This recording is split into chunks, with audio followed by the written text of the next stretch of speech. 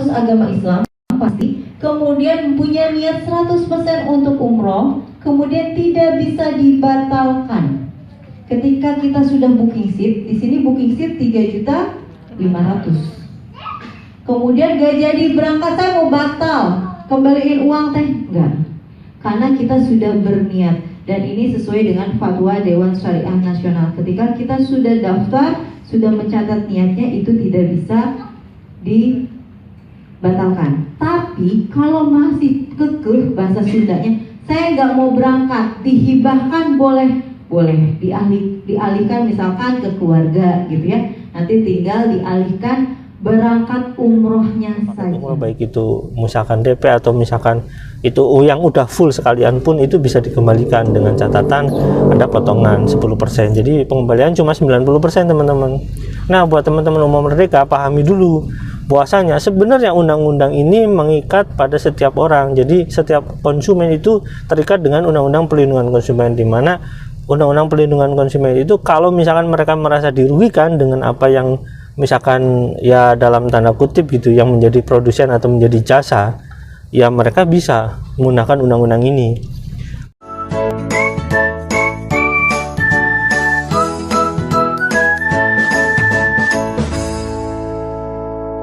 Assalamualaikum warahmatullahi wabarakatuh. Welcome back to my channel Detektif. Teman-teman, kemarin kan kita udah ngomongin umroh merdeka dan kita skip sebentar gitu ngomongin tentang caleg yang katanya mau nyalon presiden tapi malah jadi caleg. Nah, sekarang kita balik lagi ke umroh merdeka karena gini ya, ada sebuah kata-kata atau misalkan omongan di sana katanya kalau udah bayar nggak bisa ditarik lagi masalah umroh merdeka. Nah, biar teman-teman lebih pasti, ini karena ini mungkin marketingnya atau mungkin leadernya atau bagian dari manajemen yang lebih tinggi dari marketing, saya nggak tahu. Yang pasti itu kemungkinan besar ya bagian dari Paytrend. Nah, teman-teman, biar kita enak ya, kita lihat dulu videonya deh. Yuk, check it out. Mitra trainee di program umroh merdeka. Paytrend atau trainee ini adalah sebagai agen travel. Agen travel yang ditunjuk oleh 5 buah travel yang sudah bekerja sama. Jadi Paytrend atau trainee bekerja sama dengan 5 buah travel sesuai dengan PKS, perjanjian kerjasamanya. Apa saja 5 itu? Daku, Baitul Izza, Amisha, Antatur, dan HTK. Ada 5. Nah, Paytrend ini ditunjuk sebagai agen travel. Nah, karena Paytrend atau trainee ini punya komunitas yang begitu besar dan komunitas ini mempunyai kesempatan untuk menjual paket umroh merdeka, maka mitra Paytrend itu bisa sebagai jamaah biasa atau jamaah aktif. Apa itu jamaah biasa? Jamaah yang mau, saya mau umrohnya aja. Saya ada uang nih, berapa sih booking seat di umroh merdeka? Berapa saya harus melunasi? Boleh. Ini namanya jamaah biasa. Tapi kalau misalkan mau aktif menjual paket umroh, namanya jamaah aktif atau subagen. Sama dengan Bapak dan Ibu di Paytrend, menjual lisensi. Itu disebutnya subagen atau agen dari Paytrend. Jadi bisa pilih jamaah biasa atau jamaah. Ini bawahi bahwa posisi atau peringkat tidak berpengaruh di umroh merdeka. Mau bronze leader, mau apapun leader, sudah punya mitranya 1.000, 2.000, ini tidak ada kaitannya di umroh merdeka. Jadi bisa ya, ini adalah sponsor kita. Misalkan Ibu siapa? Ibu Yoyo. Ibu Yoyo itu adalah sponsor saya di Paytrend. Tapi bisa jadi umroh merdeka Bu Yoyo itu adalah jamaah saya. Kenapa? Karena saya lebih duluan daftar umroh. Ibu Yoyo mendapatkan informasi umroh dari saya. Jadi tidak menutup kemungkinan sponsor kita bisa menjadi jamaah. Jadi tidak berpengaruh tentang posisi atau peringkat. Jadi jangan rebut-rebutan jamaah. Pokoknya yang penting adalah syiar. Informasikan saja apa yang kita ketahui dengan cara yang benar, edukasi dengan benar. Kemudian persyaratan menjadi jamaah apa? Pertama harus agama Islam pasti. Kemudian punya niat 100% untuk umroh. Kemudian tidak bisa dibatalkan. Ketika kita sudah booking seat, di sini booking seat 3.500.000. Kemudian gak jadi berangkat, saya mau batal, kembaliin uang teh, enggak. Karena kita sudah berniat. Dan ini sesuai dengan fatwa Dewan Syariah Nasional. Ketika kita sudah daftar, sudah mencatat niatnya, itu tidak bisa dibatalkan. Tapi kalau masih kekeh bahasa Sundanya, saya nggak mau berangkat, dihibahkan boleh dialihkan misalkan ke keluarga gitu ya. Nanti tinggal dialihkan berangkat umrohnya saja. Kalau dialihkan hak usahanya, usaha petrennya sama umroh merdekanya akan beralih semuanya. Gitu ya. Jadi yang dialihkan adalah keberangkatan umrohnya saja. Gitu. Kemudian sudah menjadi mitra pebisnis trainee dan booking seat 3.500.000. Dan sekarang booking seat 3.500.000 tidak lagi melalui transfer melalui bank syariah mandiri seperti beberapa bulan yang lalu. Harus validasi, harus pakai kode unik. Tapi sekarang salah satunya adalah melalui deposit e-pin. Jadi sekarang pelunasan booking seat ada 3. Deposit e-pin, yang kedua adalah dompet umroh, dan yang ketiga adalah dengan voucher claim bagi yang memilih titanium. Gitu ya, NP2-nya booking seat umroh tinggal klaim. Jadi 3 ya pelunasan booking seatnya. Nah, begitu ya teman-teman. Di video itu jelas bahwasanya tentang ketika kalian udah bayar nih umroh merdeka, uangnya itu nggak bisa ditarik kembali. Dalam artian katanya cuma bisa diwariskan. Nah, yang jadi pertanyaan di sana itu membawa ya MUI ya. Di sana ada Dewan Syariah Nasional MUI. Nah, apakah itu peraturan tersebut emang peraturan diatur oleh undang-undang atau tidak?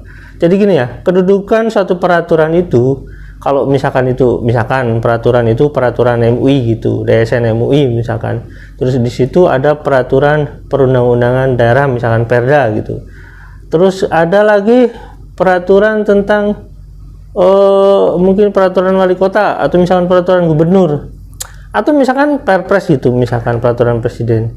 Nah, jika ini buat teman-teman buat wawasan aja ya, jika peraturan itu memang ada, tapi ketika undang-undang mengatakan bahwasanya boleh diambil kembali atau dari peraturan kementerian gitu ya, ditarik kembali, boleh ditarik kembali dengan catatan misalkan ya, misalkan travelnya nggak bisa menjelaskan atau bagaimana kenapa nggak bisa berjalan atau nggak bisa diberangkatkan. Jadi kalau misalkan peraturan tertinggi kan undang-undang, kalau misalkan di bawahnya ada peraturan kementerian, terus ada misalkan peraturan DSN MUI di bawah peraturan kementerian, otomatis kenapa tingkatannya lebih tinggi kementerian daripada DSN MUI gitu.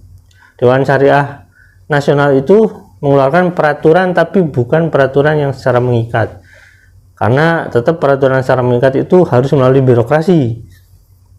Nah teman-teman, hari ini saya mau investigasi atau lebih tepatnya sih bertanya ya kepada Kementerian Agama. Nah teman-teman, kita tunggu investigasinya. Nah biar teman-teman lebih enak, kita lihat langsung deh investigasinya nanti langsung di lapangan ya. Yuk check it out.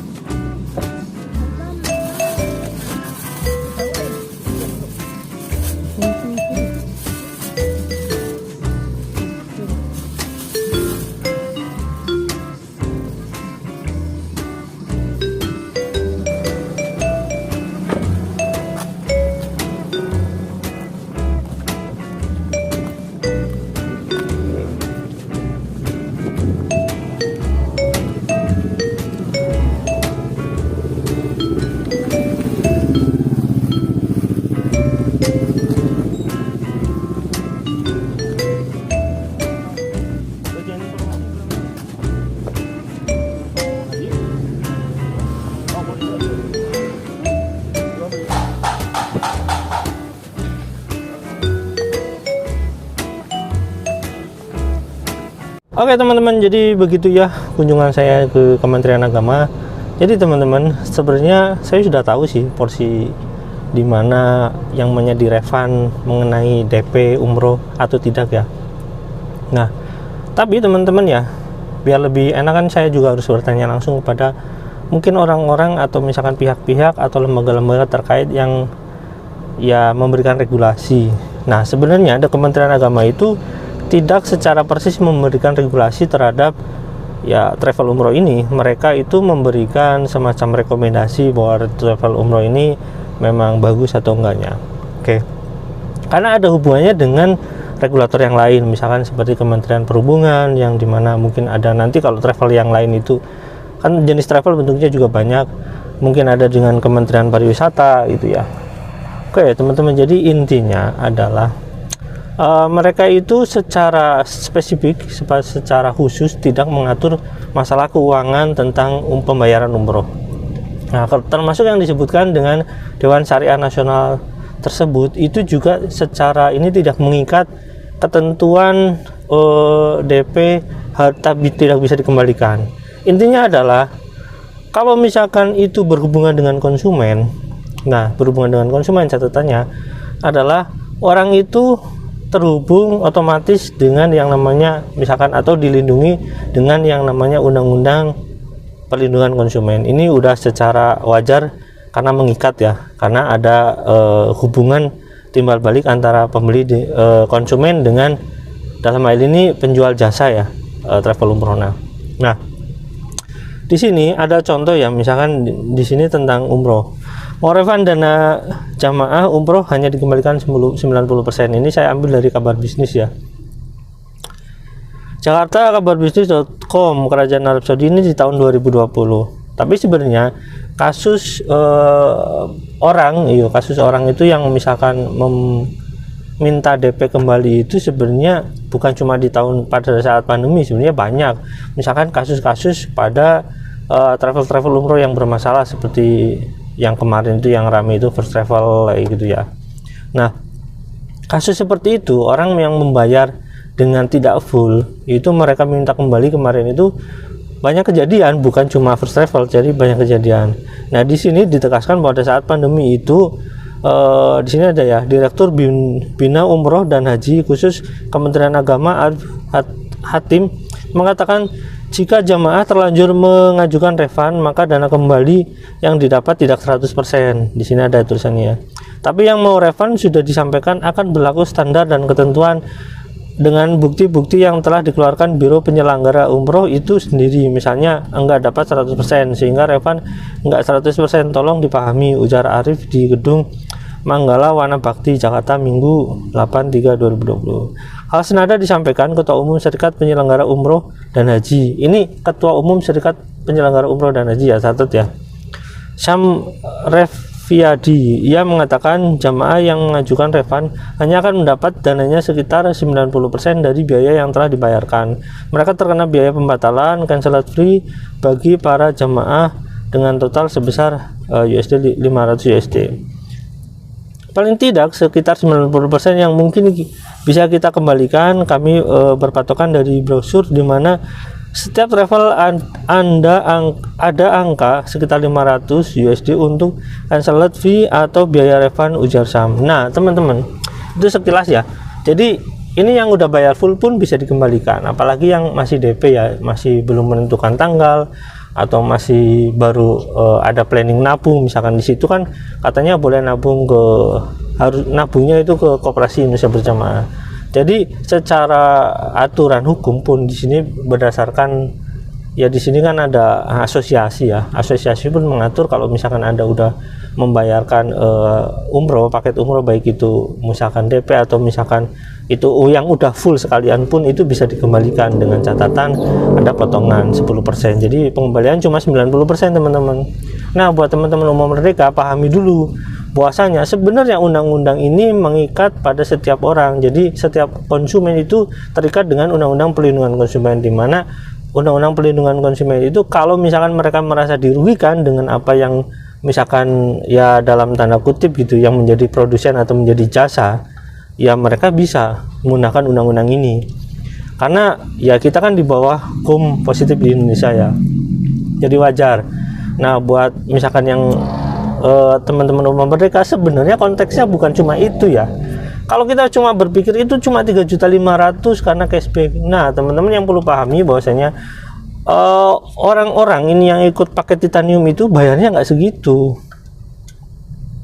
Bayarnya kan ada yang 10.100.000 kalau nggak salah. Nah itu bagaimana sih perhitungannya bagaimana, atau standarisasinya atau bagaimana, dan itu seperti apa? Emang ya kalau misalkan di sana kan ya katakanlah mereka bilang itu jual beli, tapi ya oke lah, nanti akan kita hitung lebih lanjut sebesar apakah sih perusahaan ini meraup untung gitu. Oke, terima kasih ya teman-teman, mudah-mudahan ini jadi pembelajaran. Intinya adalah bahwa teman-teman umroh merdeka, kalau misalkan umroh mereka merasa membayar langsung atau mereka tertarik dengan pembayaran titanium itu, mereka membayar dengan ya katakanlah 3.500.000, nah itu untuk booking seat umroh merdeka. Mereka itu punya hak, kalau misalkan kalaupun dipotong ya 10%-nya silahkan dipotong. Oke, terima kasih ya teman-teman, jangan lupa like, subscribe, dan komen, jangan lupa juga share. Wassalamualaikum warahmatullahi wabarakatuh.